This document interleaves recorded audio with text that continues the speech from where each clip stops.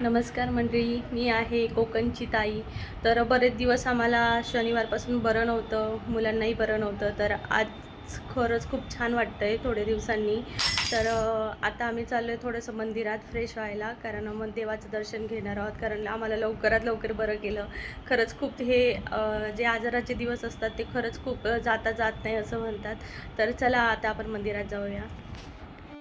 तर मंडळी, आम्ही, परी आणि खुशी आम्ही तिघंही संध्याकाळी निघालो मंदिरात जायला. तर मंदिरात जाण्याचं खास कारण असं काही नसतं. मंदिरात आपण नेहमीच जायला पाहिजे आणि मंदिरात जाऊन खरंच मन प्रसन्न होतं. खूप आनंदी आनंदी होतं मन म्हणजे.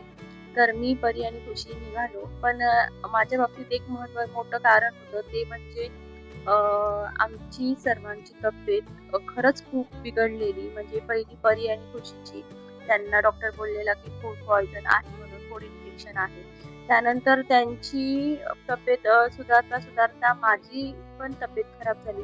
त्यानंतर माझ्या मिस्टरांना पण तो त्रास व्हायला लागला. लूज मोशन, ताप आणि त्यामध्येच व्हॉमिटिंग वगैरे आणि मुलांची तब्येत खरंच खूप बिघडली. तुम्ही बघू शकता की परी आमची खूप हेल्दी होती. पण या सगळ्या प्रोसेसमध्ये ती खूप वीक झाली. त्यानंतर म्हटलं ठीक आहे, कधीतरी वाईट दिवस येतात. त्या वाईट दिवसावर मात करून आपल्याला पुढे जायला पाहिजे. तर मीही तसंच केलं आणि काल रात्री खरंच अक्षरशः देवाकडे म्हणजे मनातून कळकळीने प्रार्थना केली की देवा, एवढ्या लांबवर तू आम्हाला आणलंस, तर आता इथून तुझी जबाबदारी आहे ती आम्हाला सांभाळायची.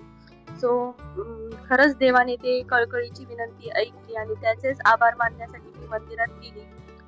तर सकाळचा प्रोग्राम होता या मंदिरात, तर मला नाही जायला भेटलं. कारण पोट व्यवस्थित म्हणजे मुलांची सेट झाली नव्हती.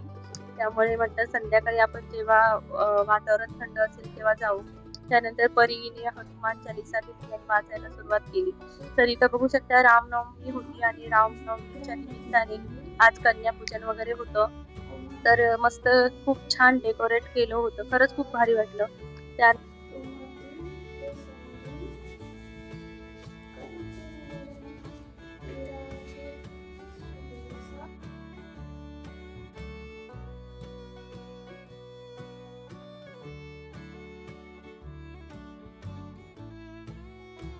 नंतर इथं मी श्री आमचे आपले भोले बाबा खरंच ते खूप दयाळू असतात. तर त्यांनाही मनापासून धन्यवाद दिले, की तुम्ही आम्हाला सावरलात. परी खुशीने त्यांचे छान आशीर्वाद घेतले आणि तर पुढे पण आपले गणपती बाप्पा होतेच, तर त्यांनाही म्हटलं, की आपल्या गणपती बाप्पाचा आशीर्वाद घ्या. कारण गणपती बाप्पाचा आशीर्वाद हा खरंच खूप महत्त्वाचा आहे. त्यानंतर इथं सर्व 9 देवता आहेत. बुध, शुक्र, शनी यांचेही आशीर्वाद घेतले आम्ही. परीने मस्तपैकी घंटा वाजवली संध्याकाळची. आणि मंडळी, जेव्हा दुःखाचे दिवस येतात तेव्हाच सुखाच्या दिवसाची किंमत कळते असं म्हटलं जातं. तर खरंच मला आजही तेच वाटतंय, की जेव्हाही दुःखाचे दिवस येतात तेव्हा सुखाचा दिवस आपल्याला खरंच खूप भारी वाटतो. पण दुःखाचे दिवसही तितक्याच जोमाने आपल्याला सामोरे जावं लागतं आणि भलेही आपल्याला माणसं साथ देत नाही आपली, पण आपला देव मात्र कधीच आपल्याला दुरावत नाही. नेहमी साथ देतो. आपल्या नेहमी पाठीशी राहतो आणि माझं एकच म्हणणं आहे देवापाशी, की हे बजरंगी बाप्पा, जसं तुझ्या खांद्यात बळ आहे तसंच मलाही दे माझ्या मुलांना, माझ्या परिवाराला सांभाळण्याचं. तर अशा प्रकारे आम्ही आशीर्वाद घेतला आणि आलो.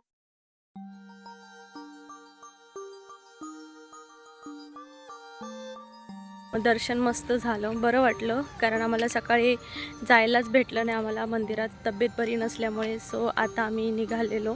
बरं वाटलं, मन प्रसन्न झालं. त्यानंतर मुलांना घेऊन थोडंसं खाली पार्कमध्ये आली. मुलांनाही खूप दिवस बाहेर आणलं नव्हतं, कारण त्यांची तब्येत बरी नसल्यामुळे त्यांना आणणं शक्य नव्हतं. त्यानंतर सुनीताताईंसोबत खूप छान गप्पा मारल्या पार्कमध्ये बसून. जरा बरं वाटलं, जेव्हा काय आपण नाही आपल्या तुला. मैत्रिणींसोबत बोलतो तर. तर मंडळी, हा ब्लॉग तुम्हाला कसा वाटला? माझ्या लाईफमधला हा छोटासा किस्सा मी शेअर केला. तर मला नक्की कमेंटमध्ये सांगा आणि चॅनलला जॉइन व्हा. Thank you.